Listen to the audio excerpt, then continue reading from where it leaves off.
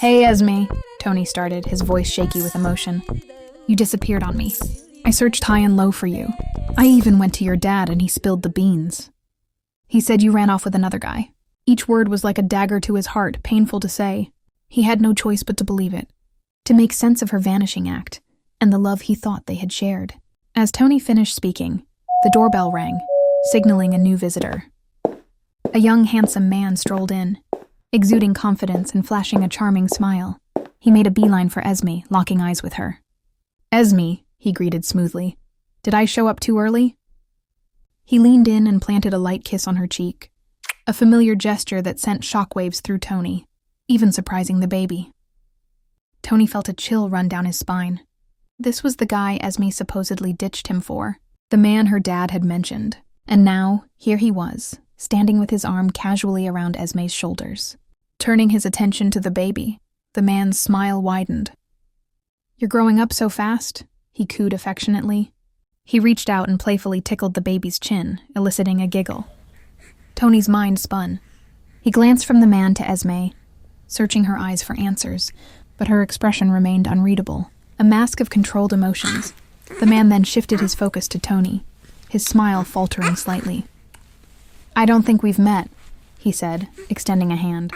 I'm Damien, Esme's colleague. Tony stared at the outstretched hand, keeping his own hand firmly by his side. Colleague? He repeated, dripping with sarcasm. He recognized this man from the elite circles, whispering to Esme, heads close together. He had seen the intensity between them, the unspoken bond that made his stomach turn. Damien's smile tightened, his eyes narrowing. Yes, colleague, he reiterated, his tone hardening. We're collaborating on a crucial project. A project that will take down the Sorelli Empire. The words hung heavy in the air, laden with significance. Tony finally grasped the truth. Esme hadn't left him for another man. She had left for vengeance. She was using Damien, their collaboration, to strike back at the Sorellis, to tear down everything they had worked for. And Tony, caught in the middle, was left with a shattered heart and the chilling realization that the woman he loved was now his foe. Zane thought he was about to get a kiss from Nia, but then the grandparents barged in and ruined the moment. Grandma Dido, all flowery and bling, led the charge, followed by Grandpa Arthur, looking a bit messy but still excited. Then came the Ashwood grandparents, looking amused and a bit worried. Sweetie, Grandma Dido boomed, rushing over to Zane with concern. You look redder than a lobster. Are you okay? Was it the soup?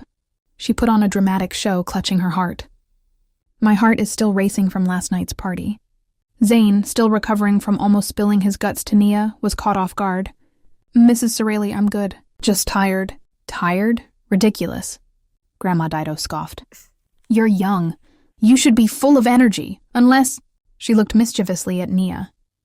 Unless someone has been keeping you busy. She winked suggestively. Before Zane could respond, Grandpa Arthur jumped in. Dido, come on.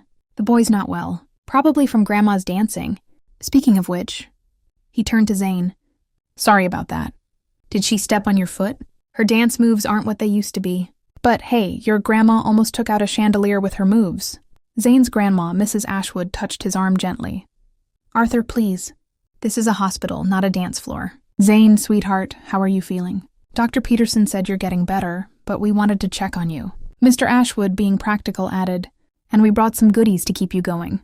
Can't have our CEO slacking off because of a little hospital stay. Nia, watching with a mix of amusement and annoyance, couldn't help but laugh. Looks like the whole crew is here for a visit, she joked. Grandma Dido turned to Nia, mischief in her eyes. Don't wait too long for love. Nia smiled back. Some fruits are wild, she replied, exchanging a look with Zane. The game wasn't over yet. It just got a lot crazier. The air in the penthouse crackled with tension. Tony, a man not easily trifled with, rose to his feet, his movements deliberate and controlled. His gaze, sharp and unwavering, was fixed on Esme. Esme, he said, his voice low and dangerous. I see where the problem lies. Perhaps you've forgotten a rather crucial detail. We are husband and wife already. Esme's eyes widened in surprise, her carefully constructed composure cracking for the first time. Damien's arm, which had been draped casually around her shoulders, dropped to his side as if it had been burned. Even the baby looked shocked and started babbling louder than before. We simply haven't had the... opportunity to share that particular piece of information with everyone, Tony continued, his gaze sweeping over the stunned Damien. Circumstances, as you know, have been complicated. He paused, a muscle twitching in his jaw. But now that I know you're back, Esme, I expect you back in our home in 24 hours. Consider this a formal invitation. He turned his attention to Damien, his expression hardening. And as for you, Damien, he said, his voice laced with ice, how comfortable are you with other men's wives? Especially when you have the nerve to kiss her in front of him?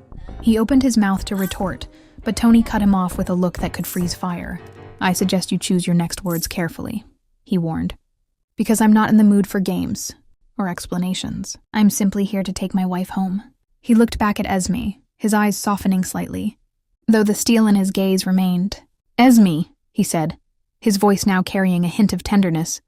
I know we have a lot to talk about, a lot of misunderstandings to clear up, but that conversation will happen in the privacy of our home, not in front of an audience. I'll be waiting for you. He paused, letting his words sink in. Then, with a final lingering look at Esme, he turned and walked away, leaving the penthouse in a stunned silence. The unspoken question hung heavy in the air. Would Esme go with him? Or would she choose to stay with Damien and continue her quest for revenge? Romans 12:19. Beloved, never avenge yourselves, but leave room for the wrath of God, for it is written, Vengeance is mine, I will repay, says the Lord.